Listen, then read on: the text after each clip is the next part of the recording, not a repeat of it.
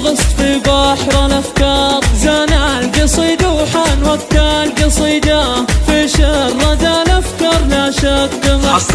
أختار من جذب البيوت الجديدة، والحفل جا وقته وشعشع بالأنوار، حفل يشرف مضجيها النقيدة، والليلة الفرحة ما توصف بالأشعار، ليلة هنا وسرور ليلة سعيدة، لا في الدعوة ولا فيه معذار، والله مدبرنا على ما يريده، نجلهم معادل ما تعذر بالأسفار، حقا علينا لو ديارها بعيدة، أقلط على شيمة وقيمة ومقدار، على الشحم والكيف واشياء عديدة، عندهم معادل بتوافينا الأشبار، أهل الكرم وشيوخ دين وعقيدة،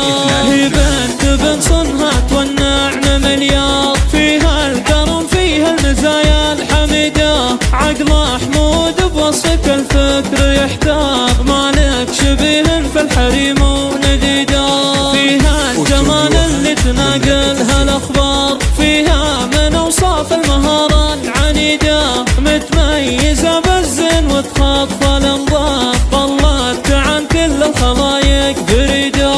اليقبلت رش لها ورد وازهار، على هواها وجوها اللي تريده، في عرس عادل يا عسى فالها الخير، نطلب لها الله بالحياة السعيدة، عادل كما حرم على رؤوس الأوكار، كل العلوم الطيبة في رصيده. 055-35-38 هذا الخفوق وغصت في بحر الأفكار، زان القصيد وحان وقت القصيدة، في شرد الأفكار لا شك أختار من جذب البيوت الجديدة، والحفل جا وقته وشعشع بالأنوار، حفل يشرف مضجيها النقيدة، والليلة الفرحة ما توصف بالأشعار، ليلة هنا وسرور ليلة سعيدة، لا في الدعوة ولا فيه معذار، والله مدبرنا على ما يريده، نجلهم معادل ما تعذر بالأسفار، حقا علينا لو ديارها بعيدة، أقلط على شيمة وقيمة ومقدار، على الشحم والكيف واشياء عديدة، عندهم معادل بتوافينا الأشبار، أهل الكرم وشيوخ دين وعقيدة، هي